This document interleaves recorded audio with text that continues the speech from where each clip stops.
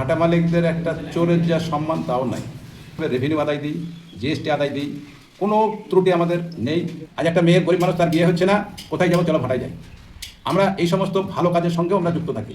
আজকে মূলত আমরা যে প্রেস কনফারেন্স দেখেছি তার কারণ আপনাদের সম্পর্কে আমি ব্যাখ্যা করছি। আমি আমাদের এখানে সকল বেলডাঙ্গা টু ব্রিক ম্যানুফ্যাকচারার অ্যাসোসিয়েশনের সকল ইটভাটা মালিকগণ এখানে উপস্থিত আছে এবং আমরা আমাদের সেক্রেটারি, সভাপতি, ক্যাশিয়ার আমরা সকলে এখানে উপস্থিত আছি। আমরা যে বিষয়ে আপনাদের সম্মুখে এখানে দু চার কথা আমরা বলবো সেটা হচ্ছে এই যে আমরা বহুদিন থেকে এই ব্লকে ইটভাটার ব্যবসা করে আসছি। আর ইট ভাটার ব্যবসা করতে গেলে মাটির লাগে, মাটি ছাড়া ইট হয় না। এটা সাধারণ পাবলিক, প্রশাসন, সমস্ত ডিপার্টমেন্ট জানে। তো আমরা যেভাবে সরকারি নিয়মকানুন আমরা প্রত্যেক বছর রীতিমতোভাবে রেভিনিউ আদায় দিই, জিএসটি আদায় দিই, কোনো ত্রুটি আমাদের নেই এবং সরকারি নিয়ম নির্ধারণ মেনে এডিএম এলআরের কাছ থেকে আমরা ফর্ম সংগ্রহ করে সেই ফর্ম ফিল আপ করে পারমিশন নিয়েই আমরা বৈধভাবে মাটি কাটি এবং সেই মাটি কাটার সময় আমরা কিছু সমস্যার সম্মুখীন হচ্ছি কিছু স্বার্থান্বেষী মানুষের জন্য। আমরা এই ব্যবসা চালাতে যে মাটি কাটতে যে সমস্যার সমাধান হচ্ছে যে দুই একজন কতিপয় ব্যক্তি তারা তাদের নিজের স্বার্থের উদ্দেশ্যে কিছু সাংবাদিকদেরকে তাদেরকে প্রলোভন দিয়ে হোক আর যে করে হোক মানে মিথ্যা ছবি উঠিয়ে মিথ্যা মানে বলে আমাদেরকে হেয় প্রতিপন্ন চেষ্টা করছে এবং আমরা বিশেষ করে আমরা ইট ভাটা মালিকগণ মনে হয় যেন আমাদের চোরের চাইতে মান সম্মান বেশি। আমাদের মানে ভাটা মালিকদের একটা চোরের যা সম্মান তাও নাই। আজকে আমরা মাটি কাটতে যে আমরা তো ইট ছাড়া মানে মাটি ছাড়া ইট হবে না এটা সকলেই জানে, অথচ আমরা মাটি কাটতে যে পুলিশের গাড়ি এই মানে এর গাড়ি এই অত্যাচার এইসব বিভিন্ন রকমের অত্যাচারের সম্মুখীন হচ্ছি। আমরা আমাদের ওসি সাহেবকে যখন আমরা মাটি কাটি তখন তার আগে আমরা জমির মালিকের অনুমতিপত্র, রেকর্ড সমস্ত কিছু দেওয়ার পরে আমরা সেই মানে অনুমতি নিয়ে আমরা মাটি কাটি। আমরা বিএলও সাহেবকে জানি রাখি যে আমরা রয়্যালিটি দিলাম, মানে প্রয়োজনে আপনার যদি ডিসার কাটতে হয় ডিসারও কাটি। সমস্ত কিছু করার পরেও আমরা বিভিন্ন সমস্যার সম্মুখীন হই। আর আমরা বিশেষ করে জানাতে চাই যে আমরা এই ইটভাটার ব্যবসাটা যে করি শুধু আমাদের রুজি রোজগারের ব্যাপার নয়। আমাদের আজকে একটা ভাটা থেকে মিনিমাম 3 থেকে 350 জেসিপি ড্রাইভার, খালাসি, ট্র্যাক্টর, লরির লেবার, পাথেরা, ইট বহন, ইট ওঠানো এই সমস্ত নিয়ে একটা ভাটায় 350 লেবারের কর্মসংস্থান হয়, রুজি রোজগার হয়। আমরা সকলেই জানি যে রুজির মালিক হচ্ছে উপর আল্লাহ ঈশ্বর ভগবান, কিন্তু কোনো মানুষকে আল্লাহ ঈশ্বর ভগবান সরাসরি কোনো আহার রুজি টাকা কাউকেই দেয় না, কারো মারফতে হয়। আমরা ভাটা মালিকগণ শুধু আমাদের স্বার্থের জন্য নয়, আমরা সমস্ত ভাটা মালিক এখানে বেলডাঙ্গা 2-এর 26-27টা যা ভাটা আছে একটা ভাটায় ধরুন 350 করে লেবার, সেই লেবারের রুজি রোজগারের সংস্থা আমরাই করে থাকি। অথচ এবং শুধু এইটাই করে আমরা ক্ষান্ত নয়, আজকে একটা মসজিদ, মাদ্রাসা, মন্দির এ তো অনবরত লেগেই আছে। কোথায় একটা মসজিদ হচ্ছে, মন্দির হচ্ছে, মসজিদ হচ্ছে, এই কিছু সাহায্য করো, আমাদেরকে সেগুলোকে দেখতে হয়। আজ একটা অন্ধ কানাখোড়া ক্যান্সারের রোগী তার চিকিৎসার টাকা আমাদেরকে, এইসব সমাজসেবকমূলক কাজ আমরা করে থাকি। আজ একটা মেয়ের গরিব মানুষ তার বিয়ে হচ্ছে না, কোথায় যাবো, চলো ভাটায় যাই। আমরা এই সমস্ত ভালো কাজের সঙ্গেও আমরা যুক্ত থাকি। একটা মন্দির, মসজিদ তারা করতে গেলে অন্য জায়গায় টাকা সাহায্য পাবে, কিন্তু আমরা মিনিমাম 1000 ইট দিই যার দাম 8 থেকে 9000 টাকা। এগুলো আমরা মানে দান করার পরে বলতে হয় না, কিন্তু বাধ্য হচ্ছে যে আমরা কতগুলো সমাজসেবক মূলক কাজের সঙ্গে আমরা যুক্ত থাকি। এই এত সমস্ত করার পরেও আমরা এডিএমএলআর অফিসে আমরা বারবার বলি যে স্যার আমাদের তাহলে যেহেতু মাটি ছাড়া তো আমাদের উঠাবে না, তো আমরা মাটি কোথা থেকে কাটবো। ওনারা বারবার বলেন এই নালা, বিল, খাল, ডোবা এইসব জায়গাগুলো সংস্কারের জন্য আপনারা কাগজপত্র পাঠান, আমরা করে দিচ্ছি। এবার বাধ্য হয়ে যদি কোনো ধরুন খাল, নালা, বিল সেখানে মাটি কাটতে যাচ্ছি, আমাদের সমস্যার সম্মুখীন হতে হচ্ছে, আমরা প্রশাসনের কাছে হ্যারাস হচ্ছি। এর মানে সমাহা, এর সুস্থ সমাধান এবং আমরা কিভাবে সম্মানের সহিত এই ইনভার্টার ব্যবসা করতে পারি তার সুষ্ঠু উপায়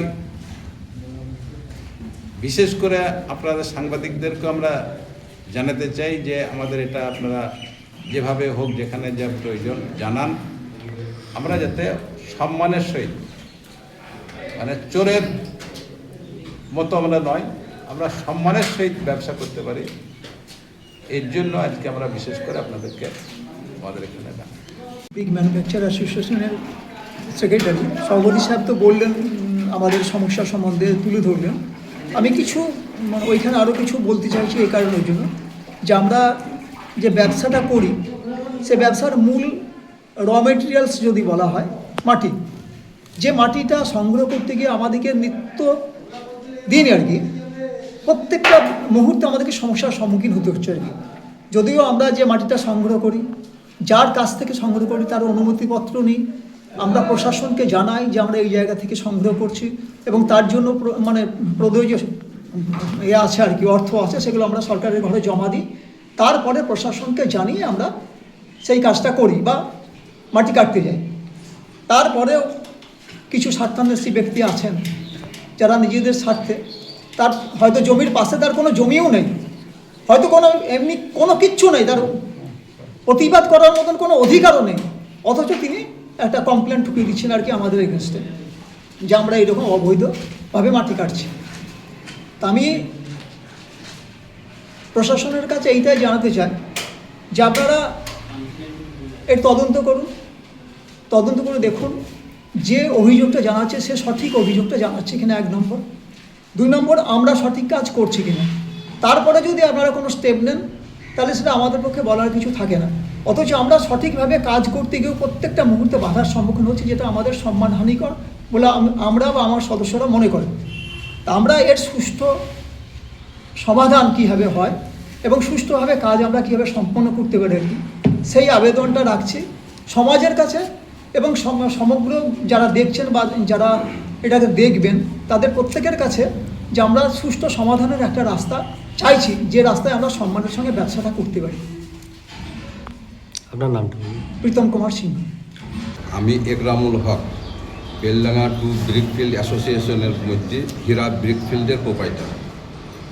তো হীরা ব্রিকফিল্ড থেকে আমরা ব্যক্তিগতভাবে রয়্যালিটি দিই, ডিসিআর কেটি রামপাড়া মাঠে একটা ডুবার ধারে নিখিল মণ্ডলদের 5 ভাইয়ের জমি আমরা মাটি 2 ফুট করে কিনেছি। সেই মাটির কাটার সময়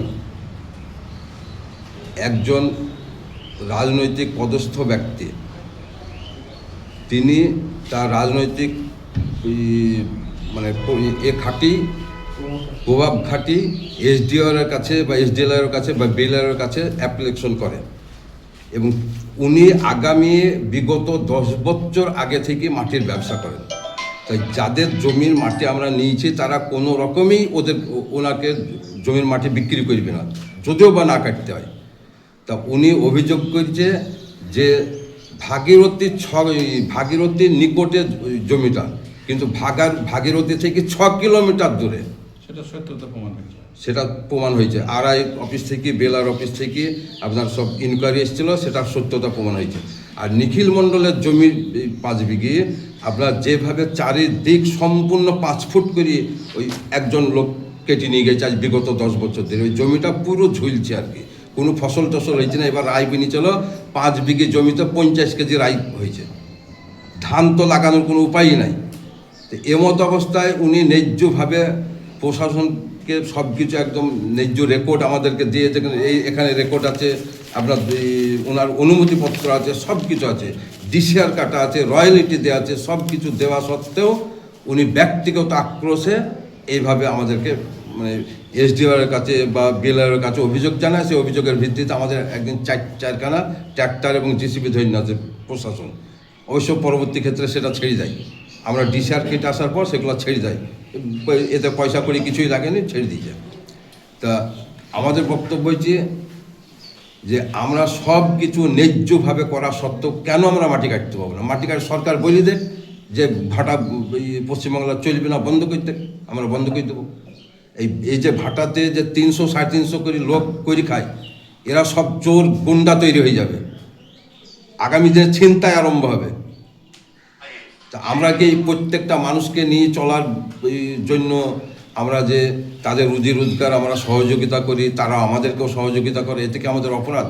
আমাদের ব্লক স্তরের সরকার নিয়ম হচ্ছে আগে রয়্যালিটি আমাদের মানে হাতে কেটে ডিসিআর কেটে ব্যাংকে জমা দিত, কিন্তু গত 2 বছর থেকে পোর্টালে রেজিস্ট্রেশন করাইতে হয় ভাড়াগুলো।